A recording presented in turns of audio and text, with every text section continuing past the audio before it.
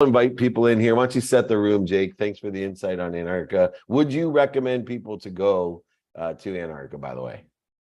Highly recommend, yes. Okay, it's a long way, but well worth it, he says. Welcome, everybody. It is the Breakfast of Champions. I've been doing Friday trainings for over 23 years. We're going to go ahead and set up the room. Jakey Bakey, why don't you go do that? Perfect. Thank you so much, Dave. Happy Friday, everybody. We are here in the Breakfast with Champions, as Dave mentioned. Dave's been doing free Friday training for 23 years plus. So today's training topic will be BYOQ. So you bring the question, Dave will bring the answer. If you have any questions that you'd like to ask, feel free, of course, to join here on Clubhouse. You can raise your hand at the bottom there. Feel free to ask a question on Facebook, Twitter, LinkedIn, Instagram, TikTok. David is live on all of them. Thank you, everyone. We're getting started with Friday training. Let's bring the questions, load them up here. We're good. At the bottom, there's an arrow with the square.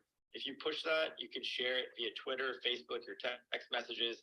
Share it on Clubhouse. Let's continue to share the room as much as possible here, and we will be bringing up as many questions as we can today here. So, Dave, I can start with a question if that's okay with you. I would love it. Go ahead. Perfect. So I know, of course, you're in Mexico now with your wife. For spending time with people, especially your wife, who you spend so much time with, what is most important to learn about them, and what can they learn about you if you spend so much time with someone? Wow. I didn't expect that from a 25-year-old who isn't married. For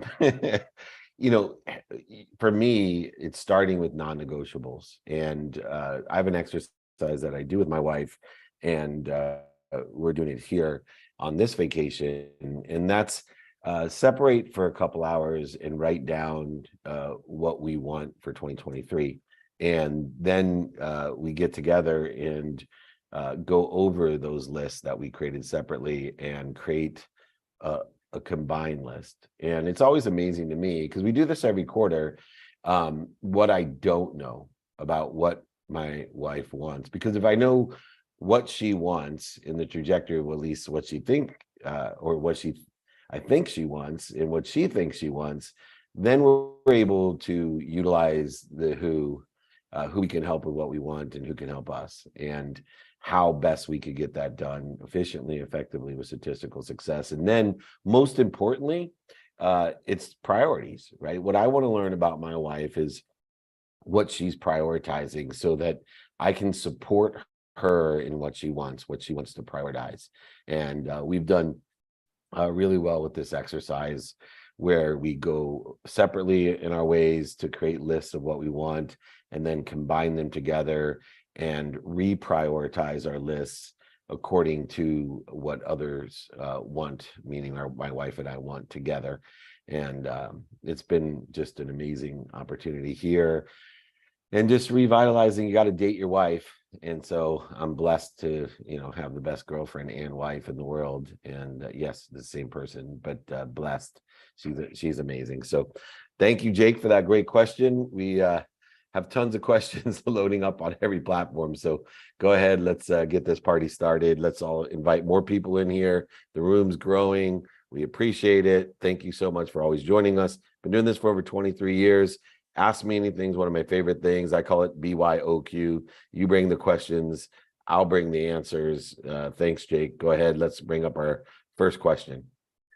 Perfect. Let's do it, Dave. If you want to start with a question on Zoom, as more people continue to join here, if you want to start with a Zoom question, then we'll bring someone up here on Clubhouse. Yeah, no problem. How do you find your source or frequency? So those are two different things, right? So your source is your source. That's something bigger than you, hopefully, that you believe loves you more than your mom. So that's more faith oriented source. And you can define that as God, Jesus, Muhammad, Joseph Smith, Buddha, whatever else you may find your energy through. But it's a source of faith that you're being protected and promoted at all time. It's a source, hopefully, that you believe is omniscient, all powerful, all knowing, and loves you more than your mom. So that's the source, and you find the source within yourself via faith is the vehicle to find source.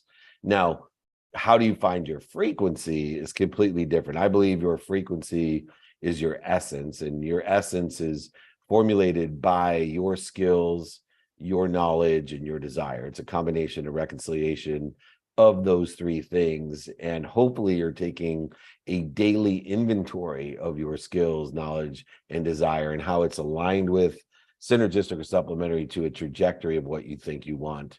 And if we utilize that type of perspective of frequency that's fueled by source, a frequency and essence, a power that's fueled by the omniscient, all-knowing, abundant source that loves you, protects you, and promotes you, you can elevate your frequency. See, your frequency is directly related to your vibration. Your vibration is directly related to your awareness.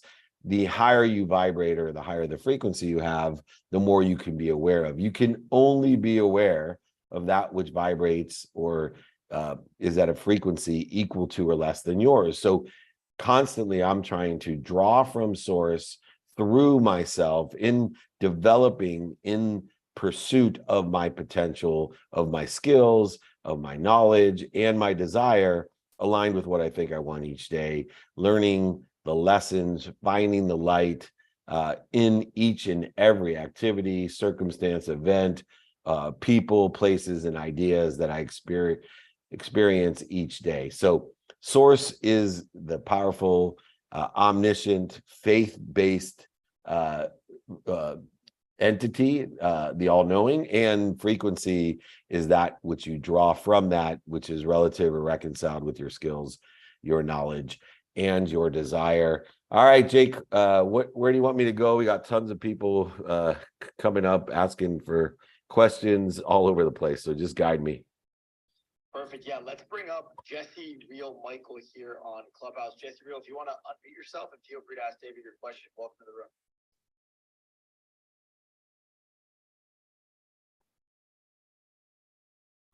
All right, it looks like he's still on mute. So I think Jared Jacobson is in the room. Jared, do you want to ask David a question today? Can I ask David a question? Yeah, sure. Yeah, go ahead. Hey, David. This is Jeff, the entrepreneur, Jeff J. Cunningham. First off, dude, you're amazing.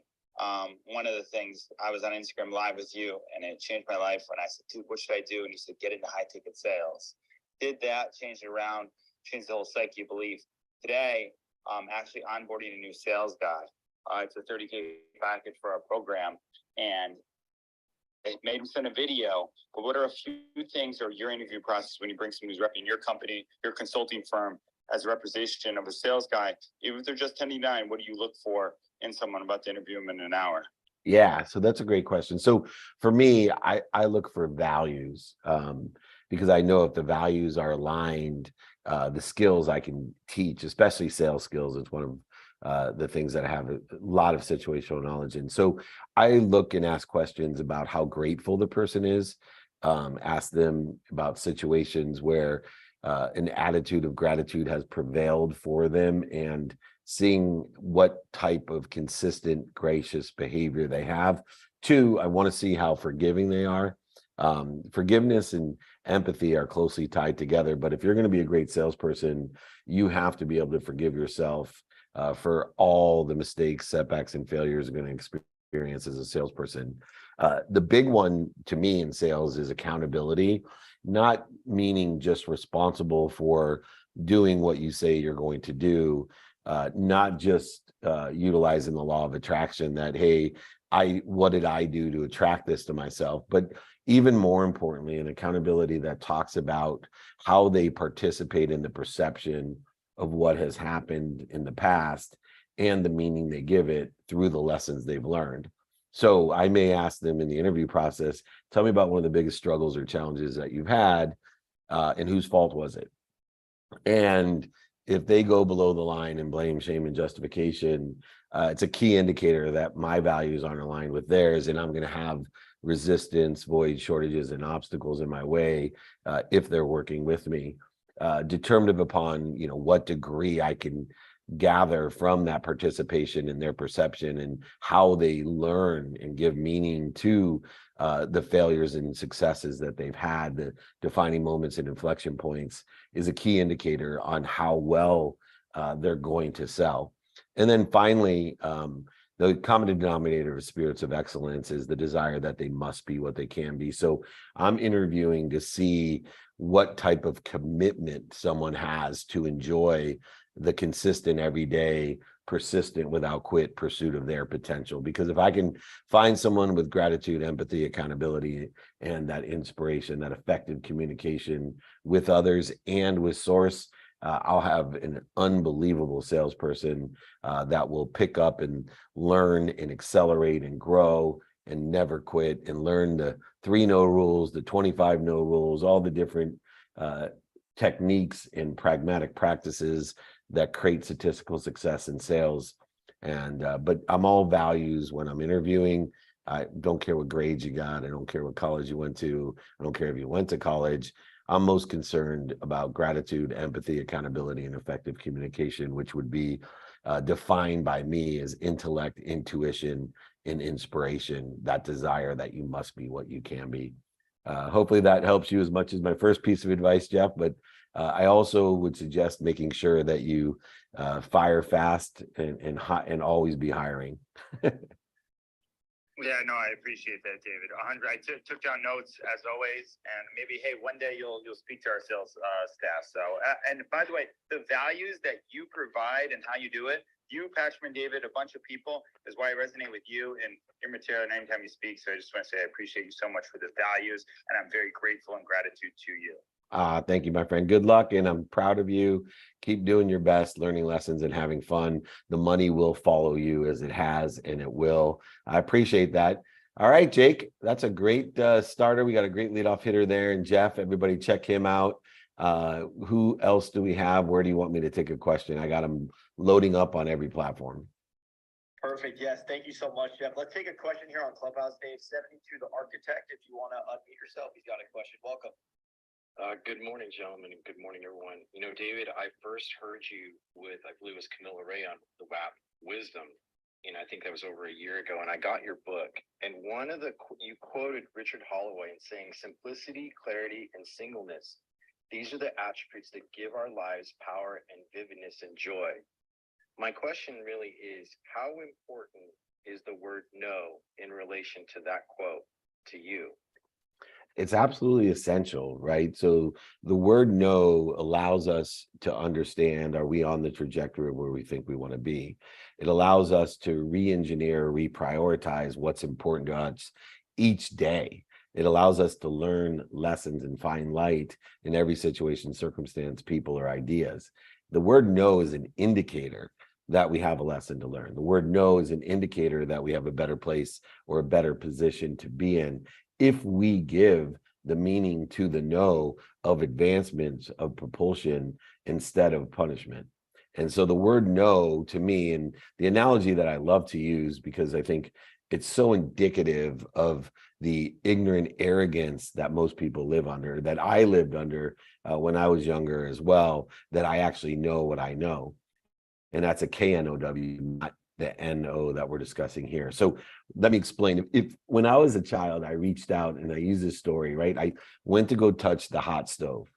And my mom, who never hit anyone, never yelled at anyone, she was a second grade teacher, closest person that I've seen as a earth angel. And she, as I reached out to touch the hot stove, slapped my hand, hit me, and screamed at me, no. I immediately started to cry. Why are you punishing me? What did I do? This is exactly how people live their life in ignorant arrogance. They think they know what the hot stove is, and they think they know that the hot stove, what it does, but they don't until someone either slaps their hand and tells them no, or they burn themselves.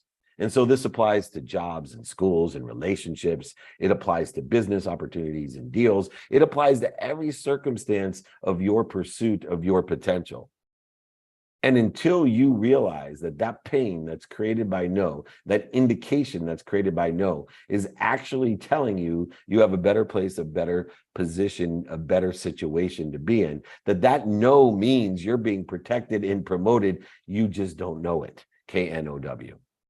And so No is essential in the simplicity of prioritizing the single most important thing that you can do now. And the better you get at engineering the prioritization of now, right? 100% of the things you do now get done. The more that you get done, the more productive, accessible, gracious you'll be. The more you prioritize being an antidote to procrastination and to feeling overwhelmed, because those people that can prioritize simply, those people that understand KNOW and NO are greater prioritizers and are always aligned with subtle shifts in a trajectory of what they think they want each day, learning the light, the love, and the lessons in each of those no's with radical humility, ignorant humility, not ignorant arrogance that they are pretending to know what they don't know. There's billions of variables, billions of universes, trillions of variables, probably trillions of universes. You could not know what a burning stove is or what it's going to do to you because it comes in all shapes and sizes. That's what's inherent in that quote.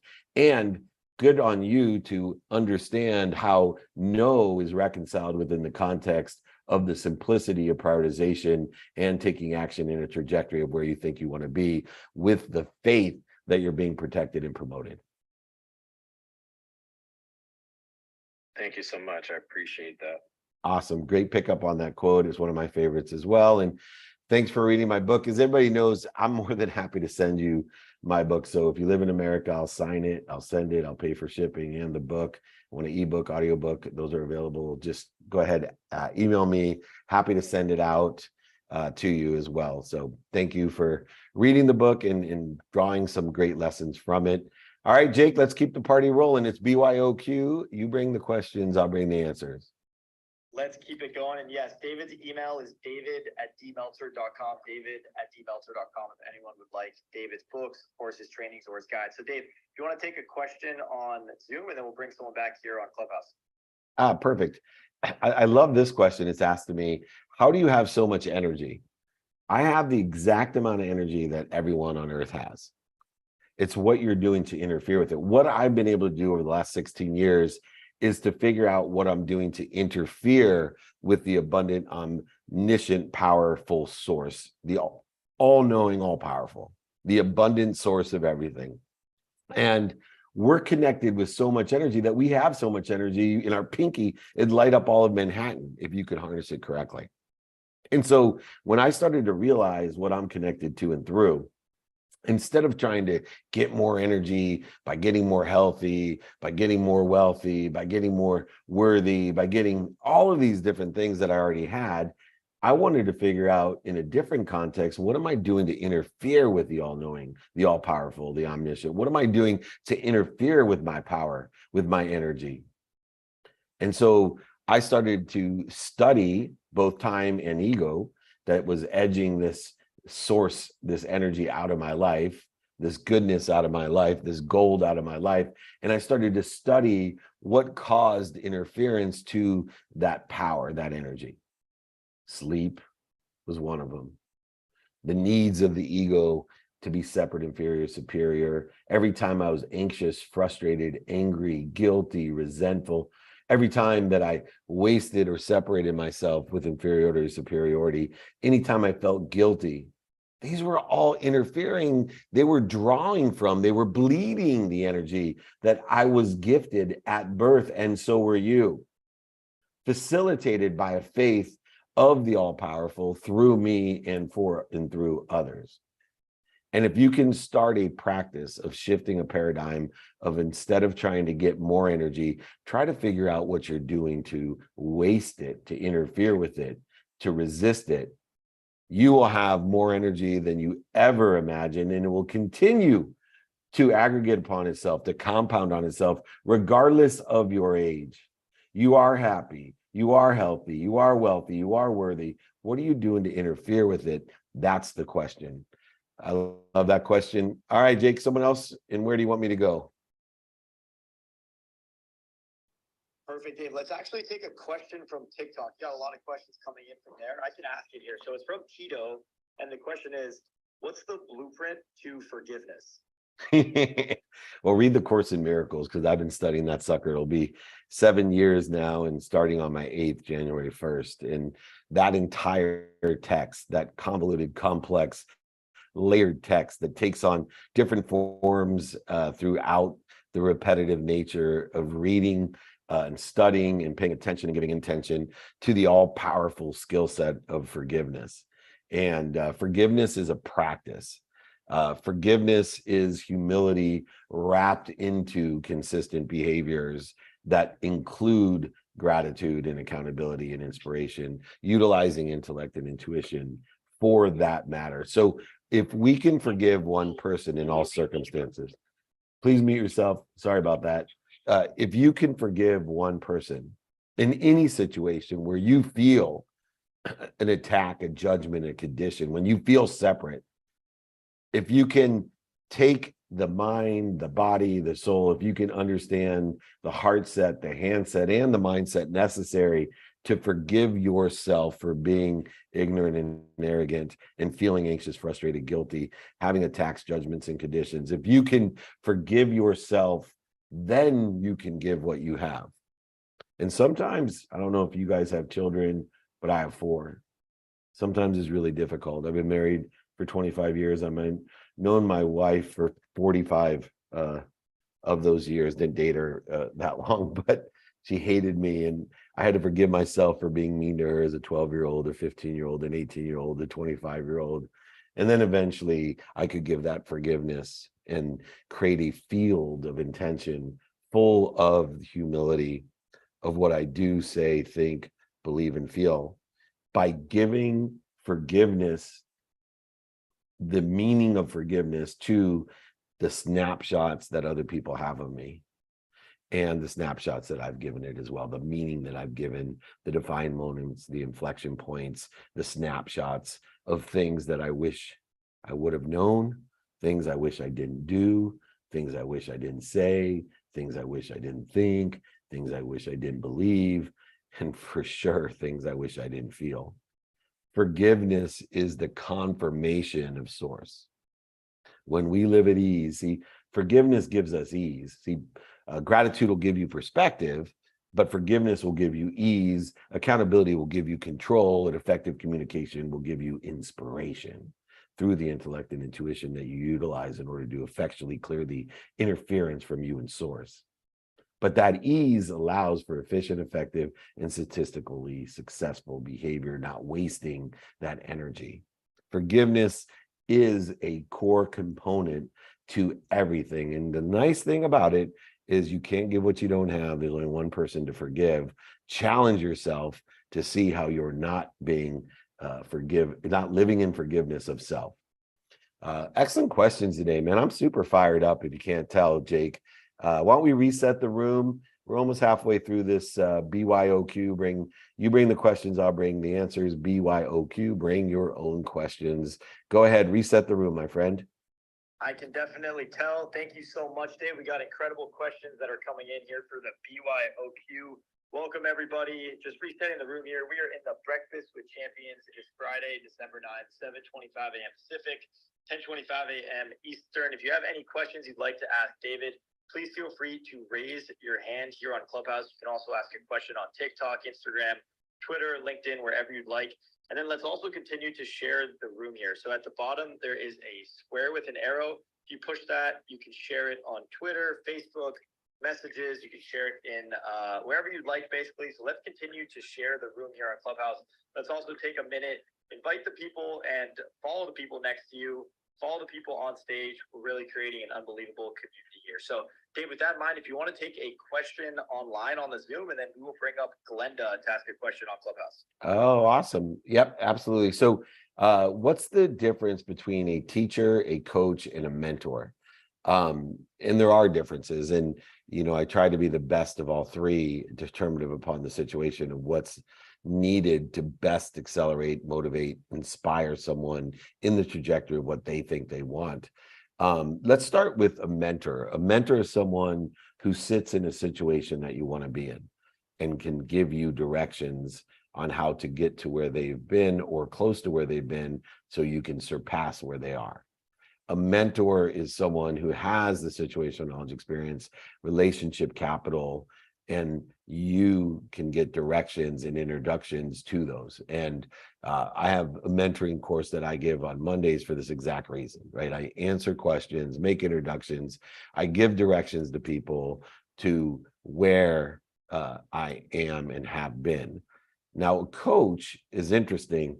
A coach may not be even close to where you are, but a coach has the ability to bring the best out of you. And so, that's why Tiger Woods has a golf coach. Michael Jordan had a basketball coach. LeBron James has many different coaches to bring the best out of the best, to bring the best out of him, aligned with the trajectory of where he thinks he wants to be. And so a mentor is someone that's already there. A coach is someone that brings out the best in you. And a teacher, I think, is, in my characteristics, in my skill set, the most challenging for me, because a teacher is someone that can explain what the hell they're talking about. So they've learned from mentors, they've learned from coaches, and they have to utilize what they've learned. But even more importantly, they have to articulate what they've learned in a way to meet you where you're at, to get alignment so that they can talk you through those instructions, directions, introductions, etc. A teacher has to be able to know the subject matter so well that not only can they practice it themselves, but they can explain in detail at the vibration or frequency you're at, the awareness level you're at, to explain to you how best to do it, allowing coaches and mentors as well to accelerate that process. Very few people are exceptional at all three. Very few people are exceptional mentors, coaches, and teachers. Those are three separate practices, ones in which I do every day, and know that for me, mentorship is the easiest of all of them, to give directions of where I am and to make introductions to the situational knowledge and relationship capital that I have. Being a coach is also easy for me to understand what people are doing with their egos, to either utilize it to get them up, get them started, get them back started, get them back up, or to get them there by utilizing the ego to get out of their own way, to clear the interference. But there's no way, with the breadth of situational knowledge that I have, that I could be an effective teacher in each of the industries, careers, jobs, experience, situations that I've been in. To be able to have that depth of knowledge in order to communicate it effectively, to meet people where they are at their frequency and awareness, takes a lot of practice. Although I do in certain areas like sales, very good teacher of sales, but there's so many areas that I have to rely on others to teach. I can utilize my skill sets, my mindset, my heart set and hand set to coach, and of course, mentor. But it's important for all of you that are coaches, mentors, or teachers, or consider yourselves coaches, mentors, or teachers, to understand the differences between all three. Anyways, Jake, let's keep moving on. Is there someone here on Clubhouse maybe that has a question? There sure is. Thank you, Dave. Let's bring up Glenda. Glenda, if you could please unmute yourself, and welcome to the room. All right, thank you very much. And David, I love listening to you. You're such an inspiration to me and to so many others. I'm just curious, could you tell me what your morning routine is? What time do you get up, and what do you do when you get up first thing? I know if Amelia's still here, she's cringing because it took her a long time to understand what I do. So my morning routine starts last night. So tomorrow starts today at 9 p.m. I take a different philosophy of routine, in the fact that I believe that in order to wake up at 4 a.m. every day, I have to put my mind, my body, and soul in a position of recovery and access the night before. And so my morning routine actually starts at 9 p.m. with an unwinding routine to put my mind, body, and soul into a position of recovery, which is obvious why people sleep or unwind, but also to access You see, I meditate the first 20 minutes when I wake up at 4 a.m. And when I started meditating, I was completely resistant to it. In fact, I got tricked into meditation because the person who taught me to meditate told me they could raise my awareness when to buy or sell. So being the egotistical, money-oriented person at that time, that sounded like some chance that I'd take. If meditation could make me more money, I would do it. But I had to practice at first just sitting still. And then when I got good at sitting still, I had to practice just being quiet. Then after I got good at being quiet, I had to practice being aware. And then after that is where this unwinding routine took on a whole nother value, a whole nother aspect, which was to access the information. So the ideas that were coming to form, to access those when I woke up. So transcending the information from the ethereal abundant source down into my daily practices, into my calendar, the activities I had planned, the activities I didn't have planned, and even my sleep for the next routine. And so that 20 minutes at 4 a.m. is a result of being able to access and recover by putting my mind, my body, and soul in a position, by having no caffeine, no drugs, no stress, no anxiety, no the appropriate temperature, light, blankets, pillows, whatever it may be. I think the most important coach that you can have is a sleep coach. I've had one for 16 years. People ask me all the time. I've been traveling an extensive amount right now, and it's been amazing because I have been able to utilize my adaptable routine because of the practices and the mentorship coaching and teachings of my sleep coach, to make sure that I'm eating at the right time, having the right light, all the different facets of when to eat, when to sleep, when to exercise, determined upon the time zone I'm in and the activities I planned and even don't have planned. And so my routine is based off of that unwinding routine into meditation, and then it goes into studying my calendar and utilizing time, which is know my what, the non-negotiables first, minimum amount of time on my health, minimum amount of time with my family, minimum of time with my associates and friends, minimum of time, studying the activities that I have in the lenses of productivity, accessibility, and gratitude. And that allows me to prioritize my day efficiently, effectively, with statistical success, which then leads to the ultimate source of my day, my routine, which is instead of searching for a why, I'm applying my why most of the day. I only spend minutes and moments in interference. All of these things are coordinated. I will send everyone the unwinding routine document, the 5 daily practices that I have in order to effectuate the productivity, accessibility, and gratitude that I live with, and that enable me to apply my why. It's taken me 16 years. This is not something that you just do overnight. You crawl before you walk, before you run, the same way I have with meditation, the same way I have with the daily practices, the same way I have with my values, the same way I have with the execution model that I created of repositing, distributing, prioritizing, and executing. These basic practices take time and it takes repetition. That's why we talk about enjoying the consistent, persistent pursuit of your potential. If you have these routines in place, if you have these practices in place, you will not live the myth of Sisyphus.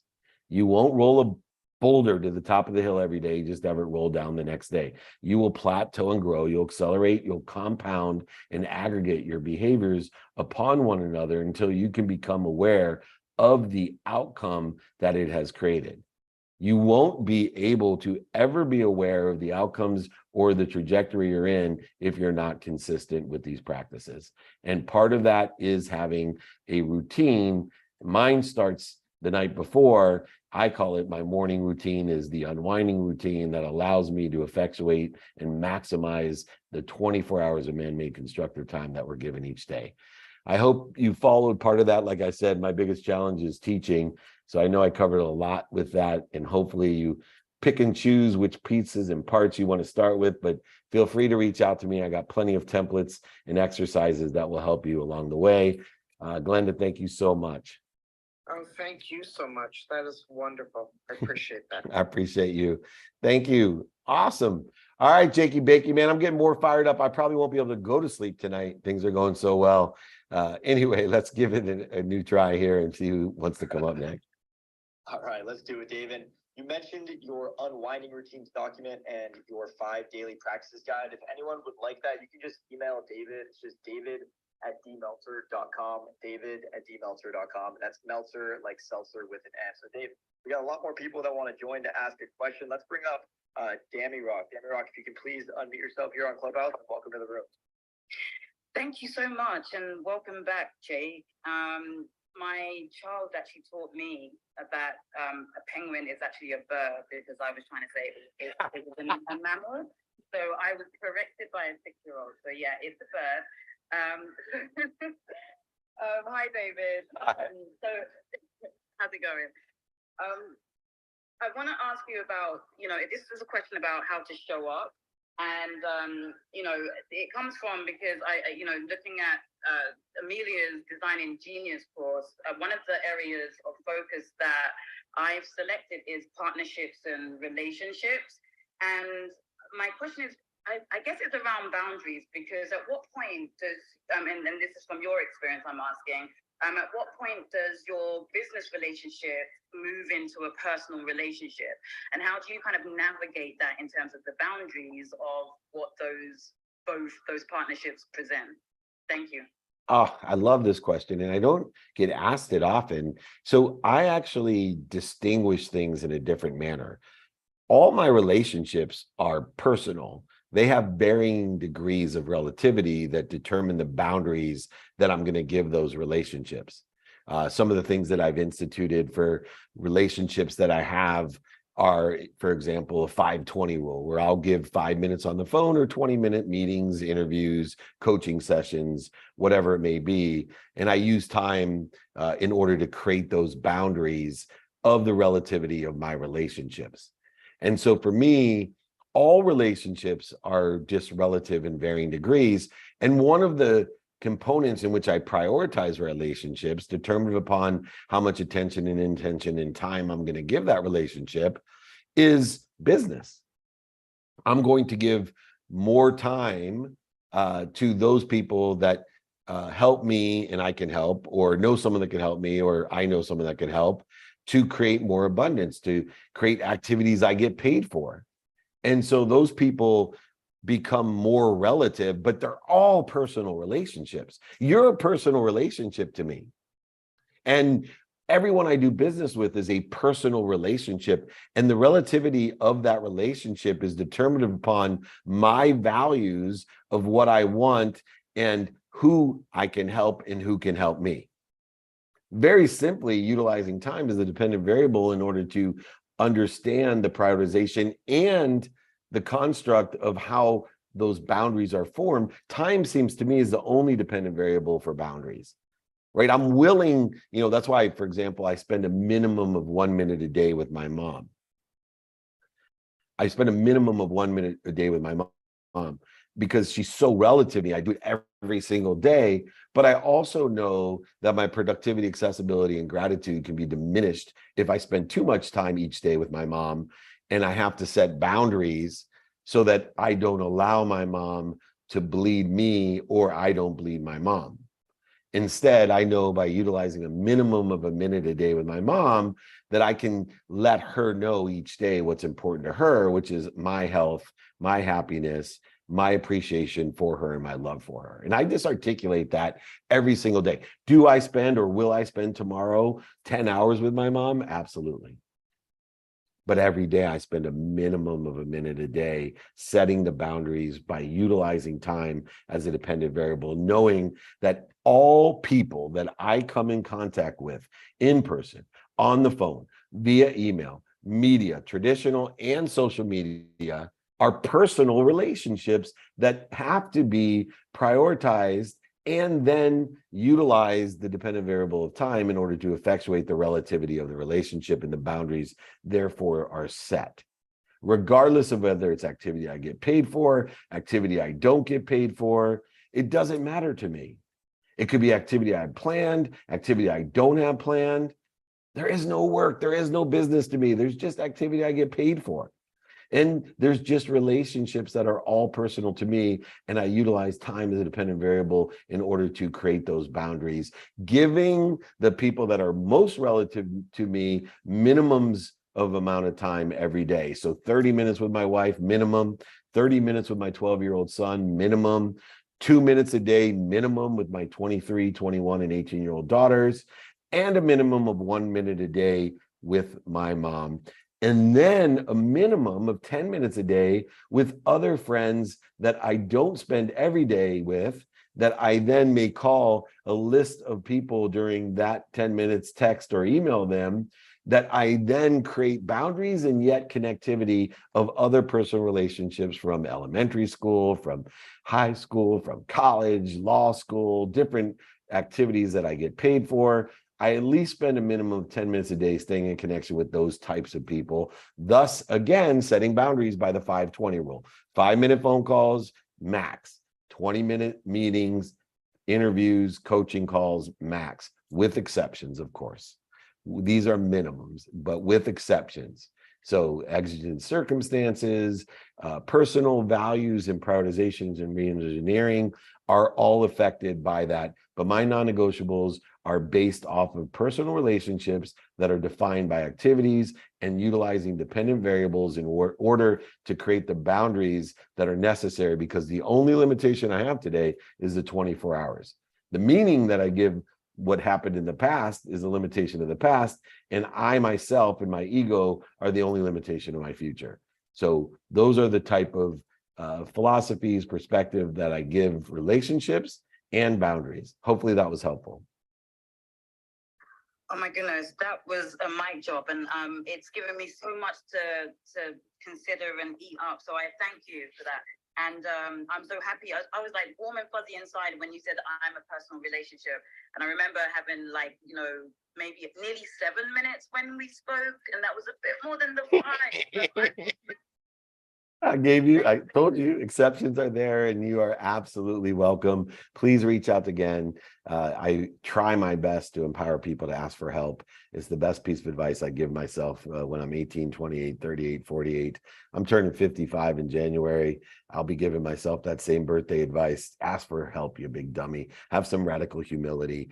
Give and be of service and value, but don't forget to ask for it as well. We're looking for influencers, Jake, not influencers. There's too many influencers that are spreading the flu, spreading the dis-ease, spreading the interference. I want to create a community here, Breakfast of Champions, on our coaching, on all the different things that we're doing. I want a bunch of influencers, people that want to help one another and people that know people who can help one another. Help me join and build a community of influencers.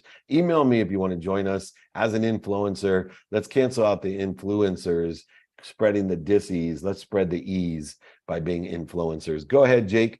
We got time, 15 minutes left. Let's ask some more questions. Reset the room. People, if they haven't invited their friends, followed their friends, go ahead and do that. But go ahead, reset the room, and we'll take another question.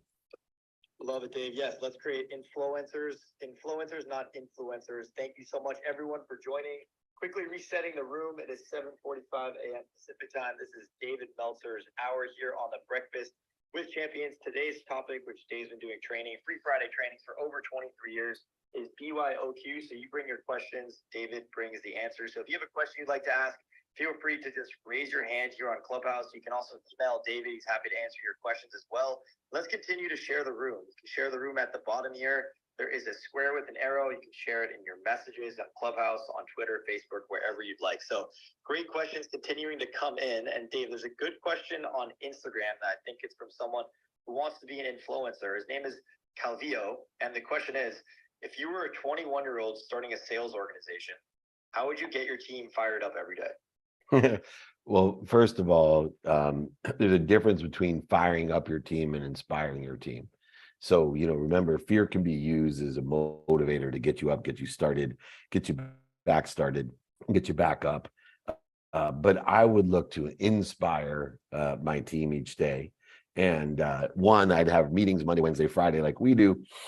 But I would send out a message, a team message every day of inspiration, either intellectually inspiring, intuitively inspiring, or just emotionally in spirit, and remembering, and recollecting the 5 things that they need to do to be successful in what they do. And one is to make sure that they know that the more people that they stimulate interest from, the more people they transition and share visions with, the more statistically successful they'll be. And the number one thing that I primarily focus on Salesforce, and I give a great training on this, it's called the callback training. See, most people forget the simplest ways to be successful in sales. For example, credibility. Most people oversell, back end sell, lie, manipulate, cheat, and they think they're doing themselves a favor, but they're actually just guiding people to be more skeptical, to look for other things that aren't true. So going through your practice with a fine-tooth comb of credibility to try to be as integral with source, with truth that you can be. And not everybody can be 100% truthful all the time. It's inherent, sometimes unintentional, the overselling, the excitement, the manipulation that occurs in a sales process. And then 2, the emotional connection that's necessary, making sure that we ask people. And I send out to everybody, Jake, and everyone there, an open-ended question template. I have formulated a way in which to get an emotional connection to provide this community of influencers. What do I mean by that? Just asking someone, hey, what are you doing today for solar? What are you doing? What do you know about solar? What are you doing today about stem cells? About what do you think about this? And then ask them, what do you like about it? And listen, what don't you like about it? And then when we can find out what somebody likes and don't like, and we can apply the capabilities, the features and benefits, the skills, the knowledge, and the desire that we have to what somebody likes, then it adds value. And if we can take away some of what someone doesn't like, it adds value.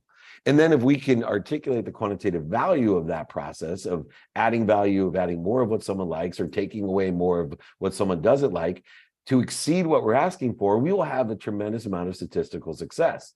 So the open-ended question template based on credibility, emotional attachment, utilizing features, benefits, capabilities, skills, knowledge, and desire to infuse value, but practice articulating that value to exceed what we're asking for. But none of it matters because you don't even have to get better at doing that. If you don't want to use Dave Meltzer's open-ended question guide and the template that I give you in order to effectuate higher statistical success, you are appreciative and grateful for where you're at right now as a salesperson.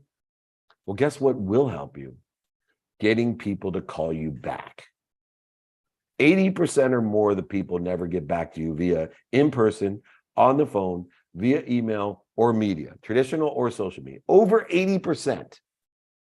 So imagine if you just stayed the same without improving on your skill sets, on the ability to stimulate interest, transition interest, share a vision, manage and develop the vision to thrive within a community of influencers, people who want to help each other and people who know people can help you, even if you just stayed the same. Imagine if you just got better at getting people to call you back.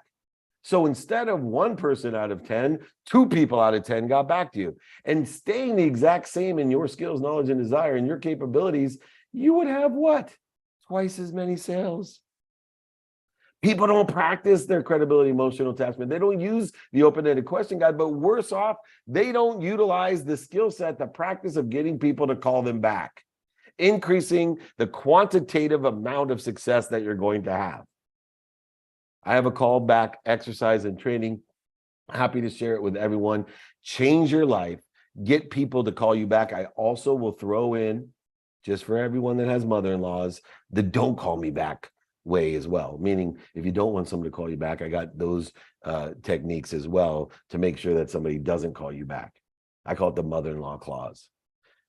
Anyway, please learn how to get people to get back to you in person, on the phone, email, media, social, traditional media. You will increase the statistical success without getting any better. But here's the irony, the hidden gem within the context of getting people to call you back. The more people that call you back, the more practice you have, the better you get at sales anyway. So you're killing 2 birds with 1 stone, even if you don't use the open-ended question guide, even if you don't practice the transition of interest or stimulation or sharing of a vision or articulating the quantitative value to exceed what you're asking for, all the different techniques that we utilize in order to sell. Even if you didn't do that, you'll still get better because you'll have more at bats. It's that simple. One of the most powerful things that I teach people is how to get people to call you back, email you back, DM you back, etc. Thank you, Jake. I got fired up again. I'm not gonna be able to sleep tonight. This unwinding routine is going to be difficult. All right. Well, maybe we'll have to drink some tea or something. I love you, man. All right, it's 10:52. Reset the room. We got time for a couple more questions. All right. Yes, we got 8 minutes left here on the Breakfast with Champions. Welcome, everybody. Today's topic was BYOQ. You bring the questions, Dave brings the answers. We got 8 minutes left, so let's continue to share the room here on Clubhouse. And then we've got Siga. Siga is going to join here to ask a question. So Siga, if you could please unmute yourself and welcome to the room. Good morning, Jake Vicky. Good morning, David. Jake, I'm always going to be calling you Jake. Me too. But I think that's a really endearing name because it always brings a smile to my face when I hear David call you Jake Vicky. So David, as I am preparing for my 2023, and I'm working on those end goals that once I accomplish them, my dream will absolutely exist.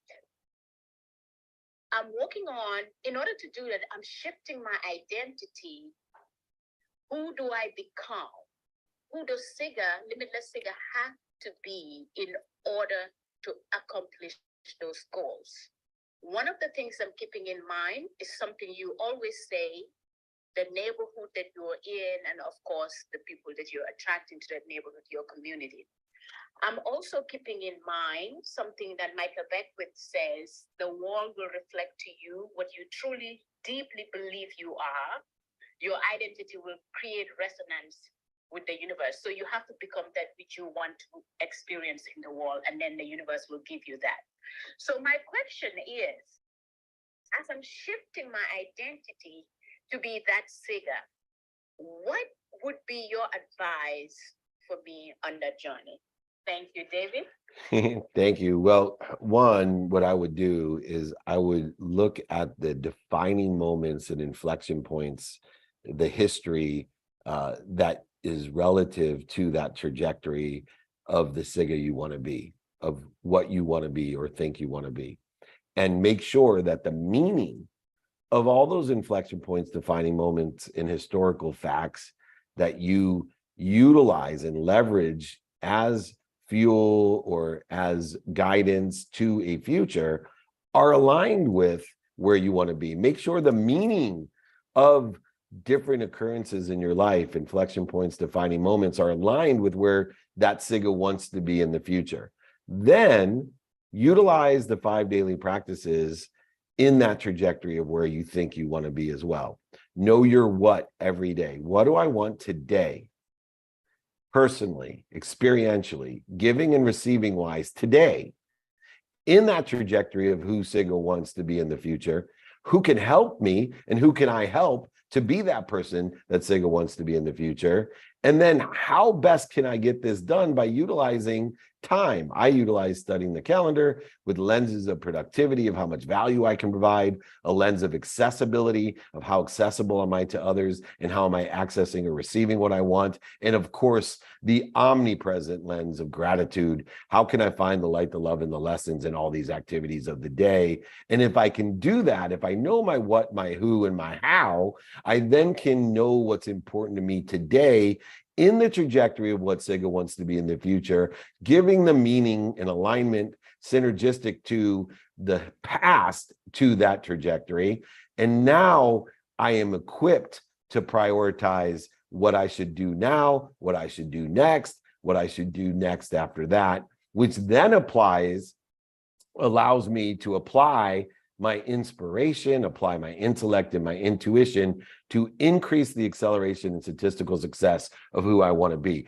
All within the context of having an open mind, open heart, and open hands to change my mind tomorrow, determinative upon what I learned today and the meaning I need to give that past in order to effectuate a better Siga in the future. To attach some sort of certainty to who you want to be in 2023 is a mathematical impossibility. But to attach a meaning to the past, that applies to today in a trajectory of who you think you want in the future is absolutely not only possible, probable, but it is your perspective, which is your reality, which allows you to manifest or materialize or monetize who that SIGA is in the future, or better, because overarching all of these practices is plain old faith.